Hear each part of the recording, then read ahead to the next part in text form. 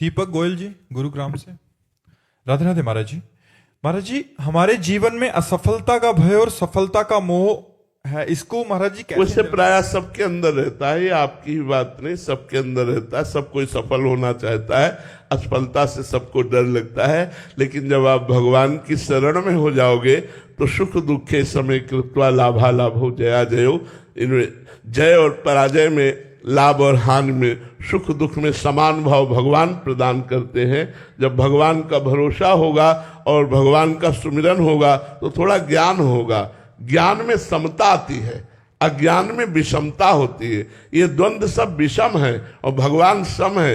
यदि हम अपना चित्त भगवान से नहीं जोड़ेंगे तो चिंता, भय, शोक, विषाद, उद्विग्नता, ये दुख, ये पड़ा ही रहेगा पीछे हमारे, कभी हटने वाला नहीं। एक काम पूरा होगा तो दूसरी समस्या, तीसरी समस्या। इसीलिए हम कहते हैं नाम जप करो, नाम जप करो, भगवान से जुड़ो। बिना अध्यात्म के जुड़े द्वंद्व विमुक्ता नहीं हो सकते। ये द्वंद्व सबको चक्की की तरह पीस रहे हैं। चलती चक्की देख के दिया कबीरा रोए, दो पाटन के बीच में साबित चालक हो। तो चलती चक्की देख के दिया कमाल ठठाए और रहे सहारे कील के तो बाल न बाका जाए। ये वो कील है संपूर्ण संसार की, भगवान। अगर भगवान की शरण में रहोगे, भगवान का नाम जप करोगे तो समता आ जाएगी। समता समस्त द्वंद्वों पर विजय प्राप्त करा सकती है। दूसरा उपाय नहीं। पूरा संसार चिंता, शोक, भय इसी से पिस रहा है। ये पीस रही है माया। अगर बच सकते हो तो निर्भय, निश्चिंत, निशोक होना है तो भगवान की शरण में आओ, भगवान का नाम जप करो और अपने कर्तव्य का पालन। नौकरी, व्यापार जो जहां कर रहे हो वैसे ही करो। केवल भगवान का नाम जप शुरू कर दो, सब ठीक हो जाएगा। नाम जपत मंगल दिशि दसहु, दसों दिशाओं में मंगल हो जाएगा। दीपक जी, राधे राधे महाराज जी। महाराज जी, आपने एक दिन सत्संग में कहा था कि ट्रेन के डिब्बे में बैठ जाओ। हम आपकी कृपा से डिब्बे में तो बैठ गए हैं, मगर एक बात का डर लगा रहता है कि कोई अपराध ना बन जाए जिससे डिब्बे से उतार दिया जाए। नहीं, ये भगवत मार्ग ऐसा है, नामे भक्ता प्रणश्यति। एक बार जो भगवान की शरण में आ गया उसका नाश कभी नहीं होता।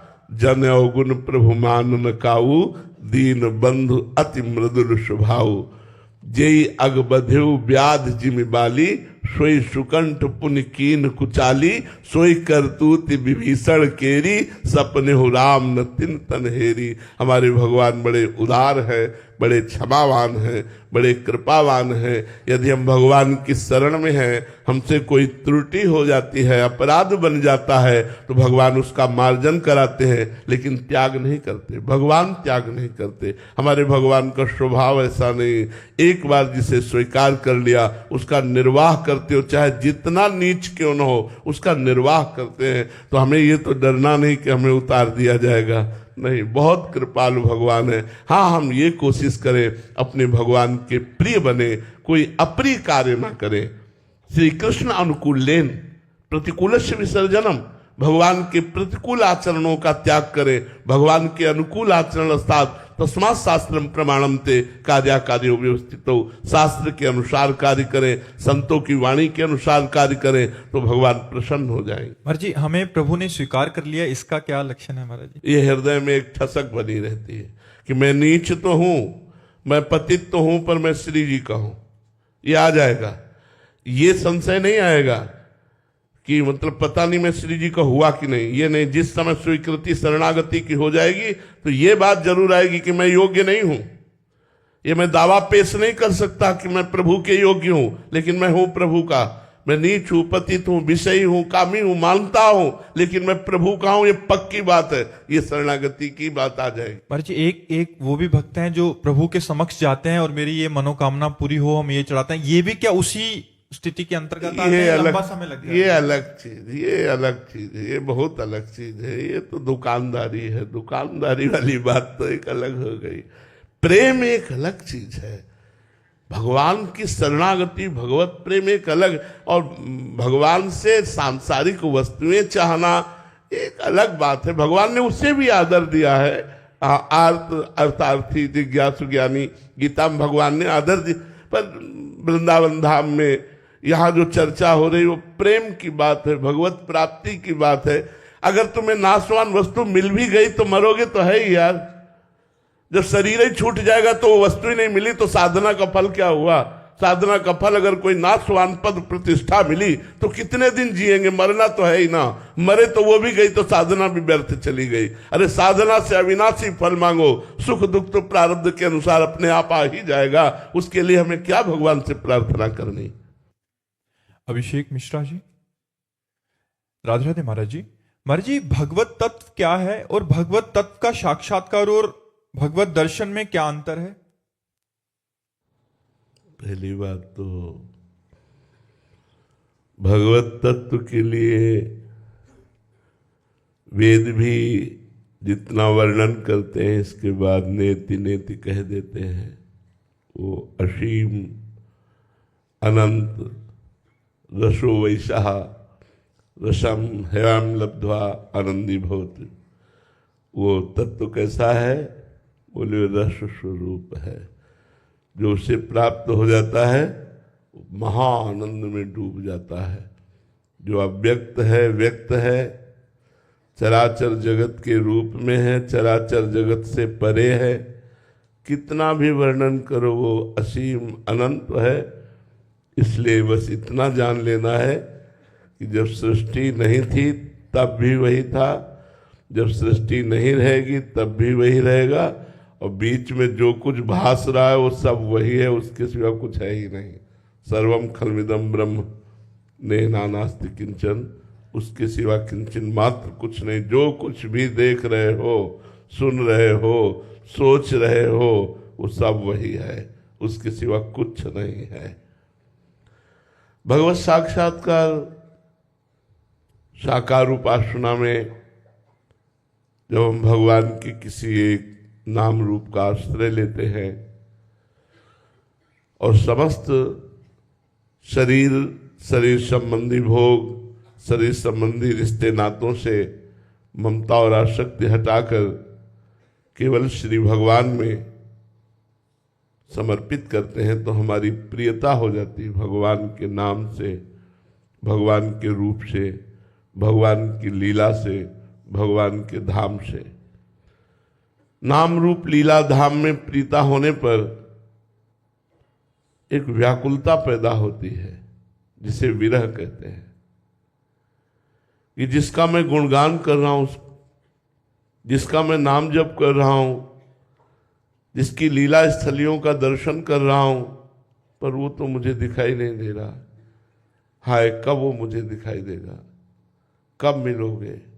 दरस बिन दुख न लागे नैन, भारी व्याकुलता, प्राण छटपटाने लगते हैं मिलने के लिए। अनुराग से भरा हुआ हृदय जब मानस नेत्रों में गुरुदेव की कृपा से रूप प्रकाशित होता है तो हृदय में भी और बाहर भी सर्वत्र वो भगवान को देखता है। जड़ चेतन जग जीव जत सकल राम मैं जान। हृदय में भी बाहर भी इसे भगवत साक्षात्कार कहते हैं। ये रूप का साक्षात्कार है। तत्वबोध होने पर उसे मोक्ष की प्राप्ति होती है। रूप साक्षात्कार होने पर लीला में प्रवेश होता है।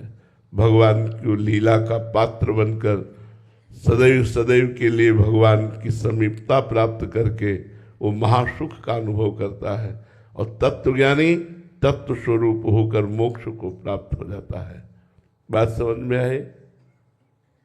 अमित जी, राधे राधे महाराज जी। महाराज जी, जब मन में कोई भी प्रश्न जो उठे वो खत्म हो जाए और अंतिम मौन आ जाए तो उस अवस्था में क्या बचता है? केवल अस्तित्व या पूर्ण शून्य? यार पहले स्थिति तो लाओ, पहले स्थिति लाओ तब बात समझ में आवे। केवल प्रवचन करने से या सुनने से तत्वबोध तो हो नहीं जाता। प्रश्न खत्म तो करो, पहले साधना तो करो कि प्रश्न खत्म हो जाए। जहाँ प्रश्न खत्म हुआ, कोई न सोच है न कोई चाह है, तो ब्रह्मबोध हो जाएगा।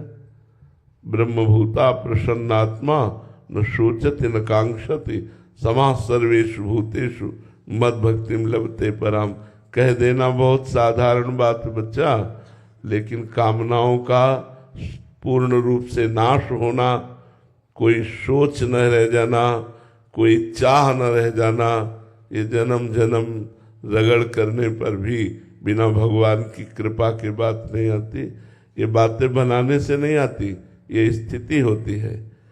कह देना अलग बात है, प्रश्न का उत्तर दे देना, प्रश्न का उत्तर सुन लेना अलग बात है, लेकिन ये स्थिति धारण करना, ना सोचति न कांक्षति, एक मिनट भी नहीं रह सकते हो इस स्थिति में, एक मिनट भी नहीं टिक सकते हो जब तक ब्रह्मभूत नहीं होगे। न सोचति न कांक्षति समाः सर्वेषु भूतेषु मद्भक्तिम लभते पराम। कोई सोच नहीं, कोई चाह नहीं, एकमात्र अपने स्वरूप में स्थित ब्रह्मानंद में छका हुआ वो महापुरुष पराभक्ति का लाभ प्राप्त करता है।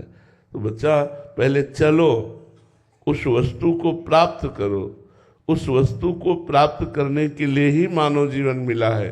गुरु की शरण में हो, पहले कामना करो कि मेरा भजन बने, असत चिंतन छूटे, फिर भजन के प्रभाव से तब हम इन तीनों शरीरों के राग का नाश करके स्थूल सूक्ष्म कारण, फिर वो परमात्म तत्व की तरफ हमारी गति होती है।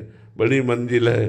खूब नाम जप करो, पवित्र भोजन करो, शास्त्रों का स्वाध्याय करो, संतों का संग करो, आचरण पवित्र करो, तब यात्रा प्रारंभ हो। अभी न सोचती न कांक्षती, तो बहुत दूर की बात है बच्चा। अतुल जी दिल्ली से। राधे राधे महाराज जी। महाराज जी, साधक सांगोपांग ढंग से उपासना करता है तो पहले खिन्नता, फिर प्रभु के मिलन के लिए रोना आता है। तो महाराज जी, स्थिति से लेकर विरह तक की स्थिति तक साधक कैसे संभले कि चूक ना होने पाए? सबसे पहली बात होती बच्चा, संसार का राग हमारे अंदर बना रहता है जब तक भगवत साक्षात्कार नहीं होता।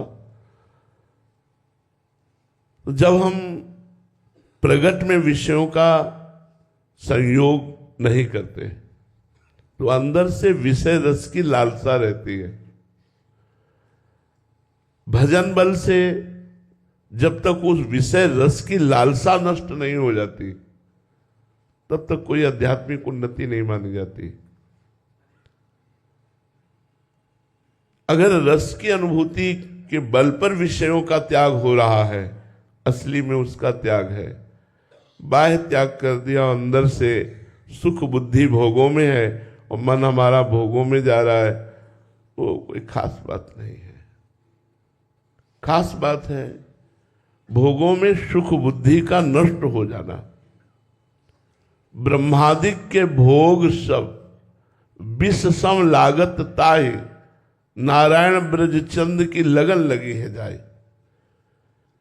जब समस्त भोगों में सुख बुद्धि नष्ट हो जाती है तो एकदम हृदय की पूर्ण एकाग्रता प्रभु की तरफ होती है। जो ही प्रभु की सन्मुखता हुई, प्रभु की एकाग्रता हुई, बस फिर कुछ सुहाई नहीं देता और कछु न सुहाए। लोक लोकांतर की पद प्रतिष्ठा मान भोग प्रशंसा कुछ नहीं अच्छा लगता। कैसे प्रभु से मिलूं? इसमें इतना सुख है कि ब्रह्मा के पद में भी सुख नहीं। इस व्याकुलता में मुझे प्रभु मिले, मुझे और कुछ नहीं चाहिए। नहीं खान पान ते भावे है, नहीं कोमल वसन सुहावे है, सब विषय लगे ते खारा है, हरि आशिक का मग न्यारा है।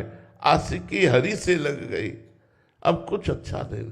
इस कुछ अच्छा ना लगने में वो सुख है जो ब्रह्म पद में सुख भी नहीं है, ब्रह्मा के पद में भी सुख नहीं। अब उसके अंदर प्रेमाग्नि धधक उठती है। जन्म जन्मांतरों की दबी हुई समस्त दुर्वासनाएं भस्म हो जाती हैं, हृदय निर्मल हो जाता है। भगवान की अद्भुत अद्भुत सौंदर्य माधुर्य निधि जो भगवान है उनकी झांकी आने लगती। अब वो भगवान से मिलना, भगवान से बात करना, भगवान के साथ खेलना, ये उसके अंदर चाह प्रकट हो जाती है। ये चाह ही वो बल है जो यात्रा कराती है। चाह ही, मिलन की चाह ही वो बल है जो बड़े बड़े कष्टों को और बड़े बड़े लौकिक सुखों को दोनों की परवाह न करते हुए वो भगवान की तरफ दौड़ता है उपासक। इस चाह में बल है, इस चाह में भगवत मिलन की चाह